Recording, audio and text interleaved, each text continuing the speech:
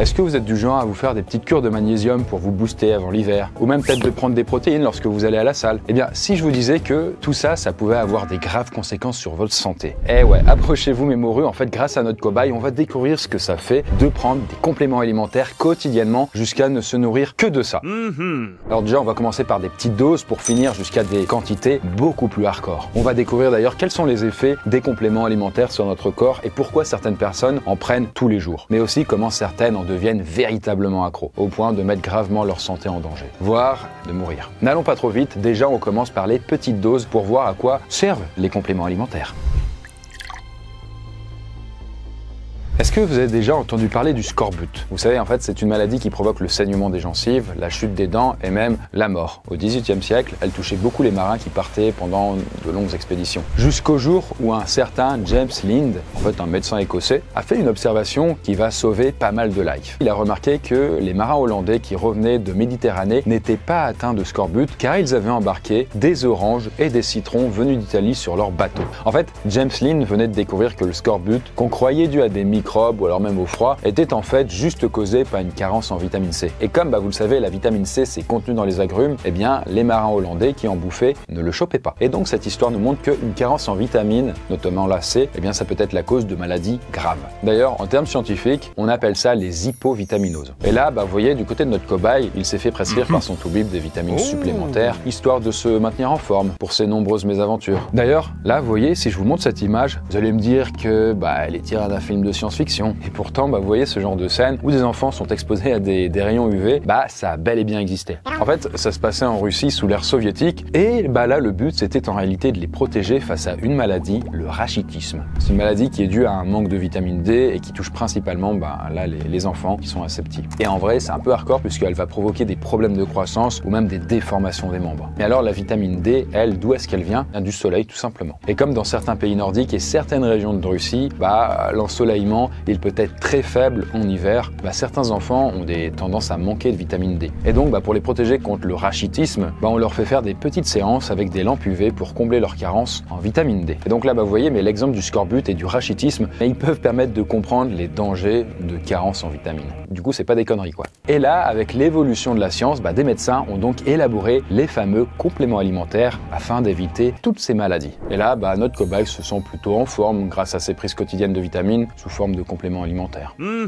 Sauf que vous verrez tout à l'heure qu'il y a eu pas mal d'erreurs d'interprétation scientifique qui ont conduit à des dérives tout autour de ces compléments. D'ailleurs, le tout premier à avoir mis en avant l'importance des compléments alimentaires, c'est sûrement le scientifique américain Linus Pauling. Et ça, il le tient de tests qu'il a réalisés sur lui-même, comme il était atteint d'une maladie des reins. Et donc, en fait, il a adopté un régime sans sel et avec des vitamines en cachet, et ça a ralenti sa maladie. À partir de là, il s'est mis à étudier la vitamine C et puis ses effets. Et là, il a été convaincu que des doses élevées qui étaient étalées dans le temps de vitamine C seraient efficaces contre les rhumes et d'autres maladies, voire même contre certains cancers. Sauf que ce cher Linus, dès le départ, il a été quand même vachement critiqué pour ses expériences qui n'étaient pas très correctes d'un point de vue scientifique. Quoi qu'il en soit, il va falloir attendre les années 80-90 pour que les compléments alimentaires débarquent véritablement en France. Et là, dès le départ, il remporte quand même un petit succès, car c'est quand même une période où on réalise les méfaits de la malnutrition sur la santé. C'est aussi à ce moment-là qu'est apparu le culte du corps. C'était l'arrivée des émissions de gym à la télévision. Vous savez, avec ces coachs de sport, avec des styles vestimentaires vraiment sympas. Très sympa. Un peu ironique peut-être, mais dénué de mépris. Mais après, il y avait aussi des films d'action avec des gars à la musculature impressionnante ou encore même des défilés avec des top modèles super minces qui finissent par devenir d'ailleurs des vraies stars. Bon, résultat, du coup, on commence à trouver en pharmacie quelques vitamines censées aider à se maintenir en meilleure forme physiquement. Comme ça, on ressemble à nos idoles à la télé, quoi. Et d'ailleurs, là, notre cobaye s'est fait prescrire des vitamines pour maintenir son corps d'athlète. Et ce qui fait que dans les années 2000, on a vu apparaître des compléments alimentaires pour aider à réduire le stress, mincir ou même améliorer la qualité des cheveux, des ongles, de la peau. Bref, que ce soit sous forme de gélules, de comprimés, de poudre ou même d'huile, du coup, les compléments alimentaires sont véritablement partout. D'ailleurs, le plus facile pour s'en rendre compte, c'est d'aller dans une pharmacie et de voir la taille des rayons occupés par tous ces compléments. C'est abusé en fait. Mais ça va pas ou quoi là? Et quand notre cobaye s'y rend, là, il a clairement du mal à faire son choix parmi tout ce qu'il y a. En vrai, c'est la question, est-ce que ça marche vraiment tous ces trucs-là? Est-ce que leur succès et tout le business qu'il y a autour sont-ils vraiment mérités? Eh bien, je vais peut-être casser un mythe, mais pas vraiment, et je vous explique tout ça dans la prochaine étape. Alors s'il y a bien une star de cinéma qui fait attention à sa santé, c'est Gwyneth Paltrow. En tout cas, elle est connue pour ne pas fumer, ne pas boire, faire des cures de détox et manger bio. Elle a d'ailleurs créé tout un business autour du bien-être avec sa marque Goop qui propose des produits de beauté, des compléments alimentaires, etc. Mais le problème, c'est que sa marque, elle est souvent accusée de vendre des produits dont l'efficacité n'est pas scientifiquement prouvée. Et d'ailleurs, sa dernière lubie, c'est la fameuse vitamine C dont j'ai parlé tout à l'heure. En fait, manifestement, elle serait tombée complètement accro d'une poudre à base de vitamine C de la marque Altrient. Elle en prendrait jusqu'à 5 sachets par jour et ce serait, selon elle, le secret de sa beauté et puis de sa bonne santé. Sauf que, en fait, le problème, c'est que les entreprises qui vendent des compléments alimentaires, elles utilisent souvent des arguments un peu bancals, un peu foireux pour vanter les mérites de leurs produits. Parce qu'en fait, il faut bien comprendre qu'un complément alimentaire, par définition, ça doit venir compléter une alimentation. Et où des aliments bons pour la santé manquent peut-être un petit peu à l'appel, quoi. Par exemple, il y a certaines personnes qui peuvent manquer de fer ou même de vitamine B12 pour les gens qui suivent un régime strictement vegan. Même si votre régime est à peu près équilibré, mais pas complètement, ça suffit largement en fait pour que votre corps ait tous les apports dont il a besoin. Mais malgré tout, notre cobaye continue d'avaler tous les jours des compléments alimentaires. Par exemple, l'un des arguments souvent utilisés par les boîtes spécialisées dans les compléments alimentaires, c'est que manifestement, ces petites poudres et compagnie, ça peut booster votre système immunitaire. Sauf qu'en réalité, scientifiquement, on ne peut pas vraiment booster un système immunitaire de manière artificielle. Il ne faut pas confondre votre système immunitaire avec un organe qu'il suffirait de nourrir avec des compléments alimentaires pour améliorer son fonctionnement. Le fonctionnement du système immunitaire est bien plus complexe que cela. Il y a des milliers de molécules, de cellules qui interagissent entre elles pour lutter contre des pathogènes de manière très spécifique.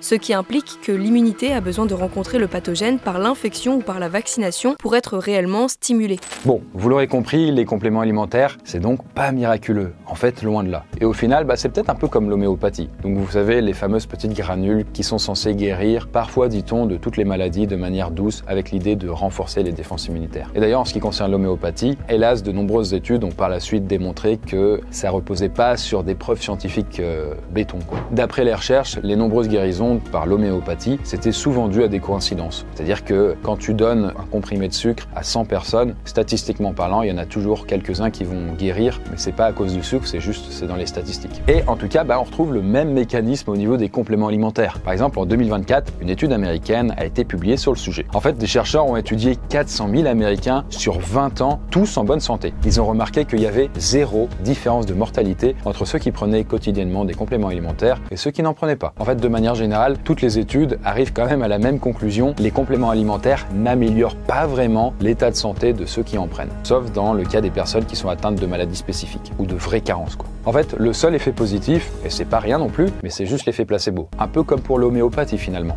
Et en gros, l'effet placebo, c'est très simple. C'est qu'en prenant en fait vos compléments alimentaires, vous dites, ok, j'en prends, donc c'est bon pour ma santé. Donc vous persuadez votre cerveau que vous êtes en meilleure santé. Et donc parfois, ça fait que vous allez mieux, ça apaise certains symptômes physiques. Et donc vous allez vraiment mieux. Oui, je me sens mieux. Mais c'est dû juste à votre autosuggestion. Et d'ailleurs, ça marche hyper bien avec notre cobaye. Dès qu'il prend ses compléments alimentaires, comme par magie, on va dire, il a l'impression d'être en meilleure forme. Et d'ailleurs, cet effet placebo, c'est simple, c'est ce qu'a démontré une étude de l'université d'Harvard qui a été menée sur 20 000 participants en 2020. Et en fait, sur l'ensemble des participants, 5 000 prenaient régulièrement des compléments alimentaires. Et là, quand les chercheurs leur ont demandé comment ils se sentaient physiquement, ceux qui prenaient des compléments alimentaires étaient 30% plus nombreux à se déclarer en bonne santé. Ils avaient en tout cas cette illusion qui s'était fabriquée eux-mêmes que ça allait bien. Et pourquoi illusion? Parce qu'en fait, les scientifiques, ils ont regardé ensuite les différences au niveau de santé entre ceux qui prenaient les compléments et ceux qui n'en prenaient pas. Et il n'y en avait aucune, mais vraiment pas. Faudrait faire des efforts, bande de trous du cul. Donc en résumé, désolé, mais les compléments alimentaires, ça sert pas à grand chose. Mais tant que ça peut faire du bien psychologiquement, eh bien ok, c'est ok. Bref, là notre cobaye, Gustave, continue donc de bouffer ses compléments alimentaires comme si de rien n'était. D'ailleurs, histoire de se dire que c'est vraiment efficace et qu'il veut mettre toutes les chances de son côté pour être en méga santé, eh bien il a augmenté la dose. Sauf que vous allez voir qu'en réalité, c'est pas si anodin que ça et que ça présente beaucoup plus de dangers qu'on ne le croit. Et ça, c'est sans compter sur les gens qui font des business hyper malsains autour de ça.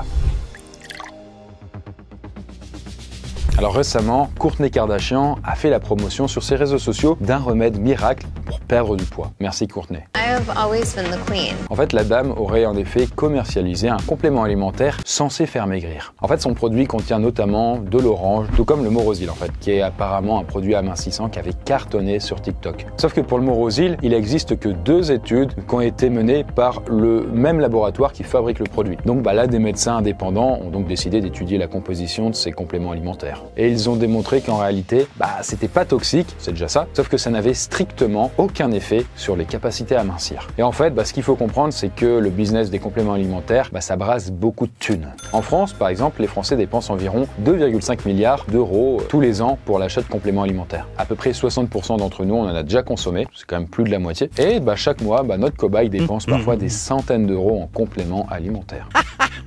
En fait, en France, il existe tout un système qui allie laboratoires, médecins et pharmaciens autour de la promotion des compléments alimentaires. D'ailleurs, les labos, ils payent les toubibs pour qu'ils prescrivent des compléments alimentaires à leurs patients qui vont ensuite les chercher en pharmacie. Exactement comme pour les médicaments plus traditionnels. Sauf que là, contrairement aux médicaments, avec les compléments, on est sur des produits dont l'efficacité est quand même pas sûre du tout même. D'ailleurs, récemment, l'association 60 millions de consommateurs a mené une étude sur les compléments alimentaires. Et ils ont demandé là à des spécialistes d'étudier la composition de 120 types de compléments alimentaires différents qui sont vendus en France. Et du coup, sur tous les compléments analysés, quasiment la moitié ont été considérés comme dangereux et donc carrément à proscrire, et presque toute l'autre moitié n'était pas assez fiable. Et au final, il y avait plus que 10% des produits étudiés qui étaient validés par l'association et qui semblaient avoir au moins un effet. C'est quand même très peu. Et là, vous allez me dire, ok Chris, mais comment ça se fait qu'on puisse vendre autant de compléments alimentaires si c'est pas efficace ou même si c'est dangereux? Alors que quand il s'agit de mettre un médoc sur le marché, c'est le parcours du combattant et qu'il faut énormément de temps. Eh bien, tout simplement parce que contrairement à ce qu'on peut croire, aux yeux de la loi, les compléments alimentaires, c'est pas considéré comme des médicaments. D'ailleurs, les lois européennes et françaises interdisent de mentionner les effets thérapeutiques sur les boîtes de compléments alimentaires. Vous verrez toujours des termes comme favorise, aide, facilite, mais jamais ils utiliseront le terme va traiter ou va soigner. Là, c'est interdit sinon. Et c'est pour ça que leur commercialisation ne nécessite pas d'autorisation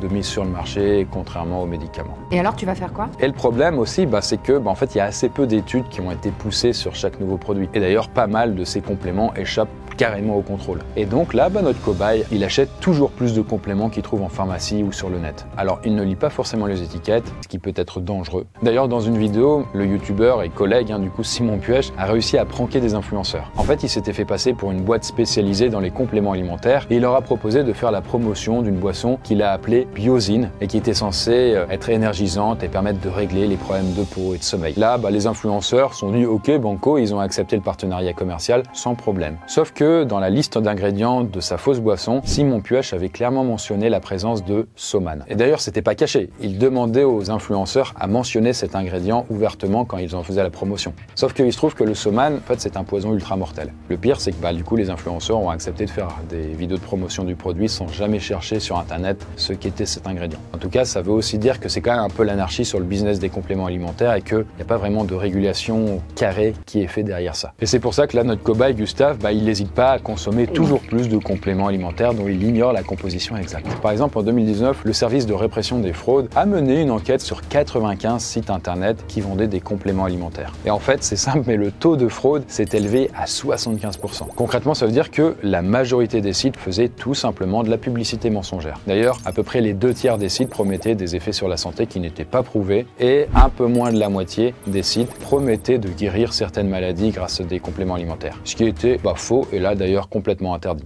Faut faire confiance à personne. On est clairement sur un business où les abus et les arnaques sont vraiment omniprésentes. Et ce qui fait que petit à petit, le coût de tous ces achats de compléments alimentaires commence, mine de rien, à peser sur le portefeuille de notre cher Gustave. Mais le pire là-dedans, et c'est peut-être un peu l'ironie du sort, c'est que non seulement il perd beaucoup de thunes, mais en plus, ça va commencer à avoir des conséquences sur sa santé. Et on découvre ça maintenant.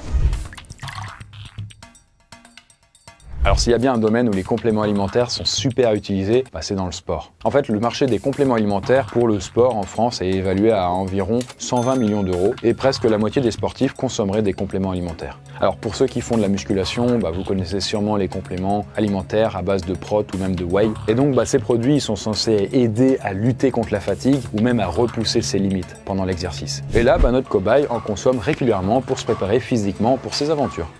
Sauf que leur usage, il est pas sans risque, notamment si on dose mal ou si on fait pas gaffe aux ingrédients. Typiquement, la championne de tennis roumaine Simona Halep en a fait les frais. Parce qu'elle, après avoir remporté les tournois de Roland-Garros et de Wimbledon, eh bien elle s'est vue interdire de compétition pendant 4 ans suite à un contrôle antidopage. Parce qu'en effet, en fait, son équipe lui avait recommandé de prendre un complément alimentaire pour réduire sa fatigue et les douleurs musculaires après l'effort. Sauf que petit pépin, c'est que ce complément alimentaire s'est avéré contaminé par un produit dopant appelé Roxadustat. C'est un peu de l'anti-jeu, quoi. C'est de la triche un peu quand même. D'ailleurs, pour le coup, là, c'était le labo qui fabriquait le complément alimentaire qui était coupable. Et ça, c'est un problème assez récurrent en réalité au niveau des compléments alimentaires pour le sport. Parce qu'en effet, sur les 15 dernières années, on a constaté à peu près 200 signalements d'effets indésirables, graves, notamment 18 très graves, et 2 décès qui étaient liés à la prise de compléments alimentaires. Alors, le chiffre n'est pas non plus énorme, c'est quand même sur une quinzaine d'années, parce que bon, la plupart des gens quand même, ils savent doser en fait les ingrédients et ils prennent pas tout et n'importe quoi. Mais il y a quand même des risques, c'est quand même pour dire. Et notamment, des études ont montré que pas mal de compléments alimentaires contenaient parfois des substances dopantes illégales, comme des stéroïdes, anabolisants, du clenbutérol ou même de l'éphéridre. Sauf que ces substances, elles sont interdites et elles peuvent même avoir des effets secondaires assez graves sur la santé,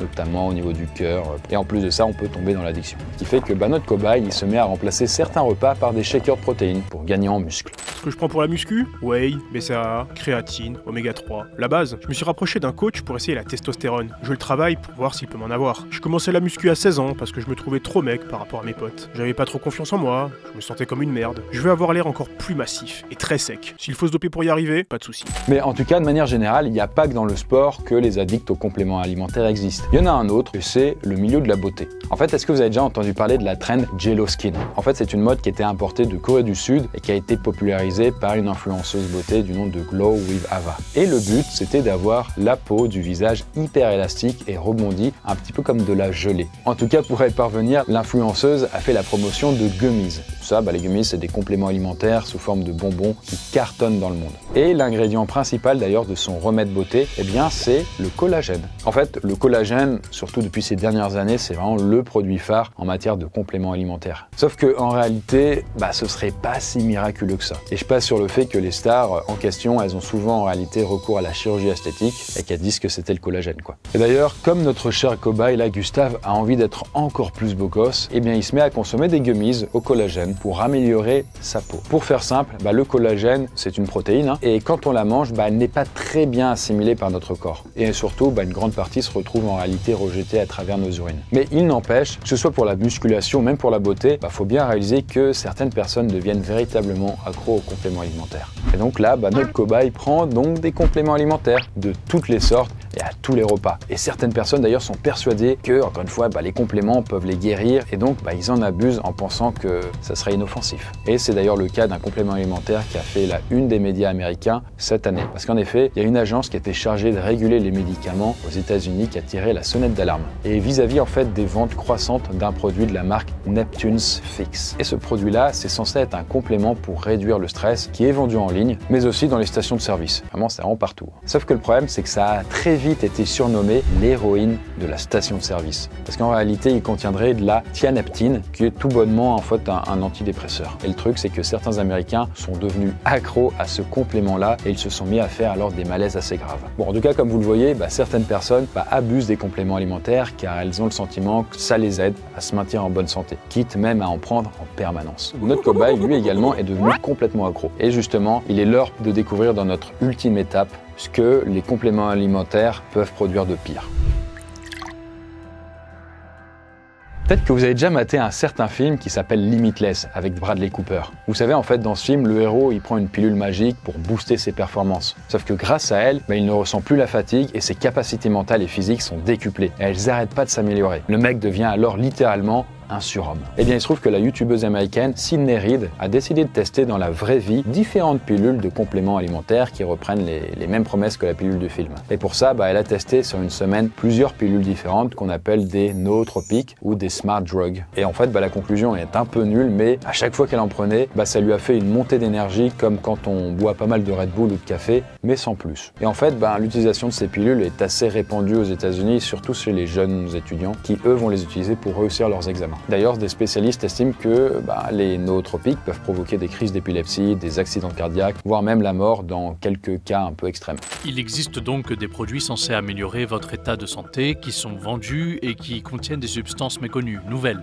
Et elles échappent au contrôle. On estime à 23 000 le nombre d'hospitalisations en urgence par an aux USA dues à des compléments alimentaires. Sauf que ce chiffre ne prend en compte que les dossiers médicaux où les patients ont déclaré en prendre, ce qui est rare. C'est donc un nombre très sous-estimé et les cas sont en réalité bien plus nombreux. En fait, ces compléments-là, ils jouent beaucoup sur l'idée qu'ils pourraient développer les capacités physiques des consommateurs. Sauf que c'est complètement faux. Alors autant d'un point de vue psychique, effectivement, ça peut avoir des effets et c'est pour ça que du coup les étudiants en prennent. Sauf que du coup, c'est pendant le moment où t'en prends et à force d'en prendre, tu deviens accro et là, ça peut avoir des effets un peu graves sur la santé, selon les compléments en question. Sauf que notre cobaye, il devient complètement matrixé par ça et petit à petit, il est convaincu que sans ces compléments alimentaires-là, il pourrait perdre en force ou même en capacité mentale. Et donc là, il ne peut plus s'en passer. Par exemple, le kratom, c'est un complément alimentaire qui est tiré d'une plante tropicale qui est très populaire en Asie. En fait, à la base, c'est utilisé comme un stimulant comme le café et ça se prend à petite dose. Sauf qu'à forte dose, le kratom, ça se transforme en sédatif très puissant. Et aux États-Unis, des gens se sont mis alors à en consommer en masse, notamment pour calmer des douleurs chroniques, voire même à soigner leur dépression. Sauf que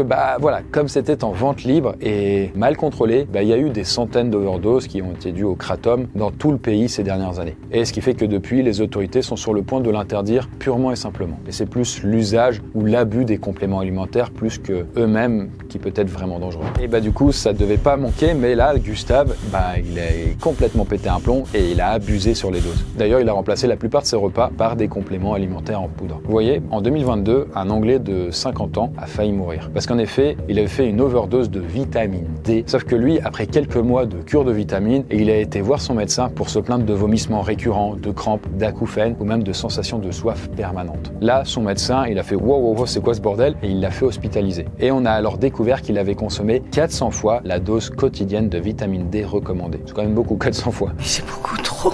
Et il avait un taux de vitamine D d'ailleurs dans le sang 7 fois supérieur à la normale. Et comme son taux de magnésium et de calcium était super élevé, ça a fortement abîmé ses reins. Il a réussi à s'en sortir, mais les médecins ont dit que s'il avait continué à prendre des compléments alimentaires, à ce rythme-là, il serait mort. En tout cas, les études ont quand même davantage montré qu'un surdosage de certaines vitamines, ça peut avoir des conséquences graves sur la santé plutôt que des effets cool, quoi. Par exemple, un excès de vitamine B6, qui est souvent utilisé contre le stress, ça peut provoquer des lésions nerveuses. Ou alors, trop de vitamine B3, ça a des risques d'engendrer des maladies au niveau du foie. Ou alors un surplus de fer, là aussi, ça peut être mortel. En fait, à force de presque manger que des compléments alimentaires, notre cobaye commence vraiment à se sentir mal. D'ailleurs, le plus grave scandale en matière de compléments alimentaires, ça s'est déroulé au Japon en 2024. En fait, une entreprise pharmaceutique japonaise du nom de Kobayashi a été accusée d'avoir causé la mort de 80 personnes. Et il se trouve que tous ces gens-là avaient consommé un complément alimentaire créé par le labo. Ce produit était censé faire baisser le cholestérol, mais au final, ça a provoqué des intoxications au niveau des reins des patients. Et là, apparemment, les autopsies ont révélé la présence de moisissures toxiques dans les compléments alimentaires. Donc là, vous l'aurez compris, mais les compléments alimentaires, bien qu'ils sont vendus comme totalement inoffensifs, faut pas les prendre à la légère puisque, contrairement aux médicaments qui sont surveillés, eux, ce n'est pas le cas. Donc, faut vraiment pas en abuser. Et vraiment, ne dites pas, ouais, mais c'est naturel, donc c'est safe. Il y a plein de choses qui sont naturelles dans la nature qui peuvent vous buter. Mais heureusement, il se trouve que notre cobaye, il l'a échappé de peu. Globalement, quand même, les morts par complément alimentaire, c'est quand même rare, donc on n'avait pas non plus le buter pour ça. À un moment, il s'est rendu compte que son état de santé, non seulement il s'améliorait pas, mais il empirait, donc il a fait le lien entre tout ce qu'il prenait en complément et son état de santé. Sauf que si vous avez une bonne hygiène de vie ou une bonne alimentation équilibrée, vous en avez pas besoin. Et surtout, évitez de gaspiller votre argent dans les remèdes miraculeux, ça vaut pas le coup. Voilà, notre expérience se termine ici. Gustave en a réchappé. Finalement, il meurt pas tant que ça, ce petit gars. Après, si vous voulez en consommer parce qu'il y a un effet placebo que vous trouvez cool, faites-vous plaisir. N'hésitez pas à débattre de tout ça en commentaire et nous, on se dit à bientôt pour la prochaine vidéo.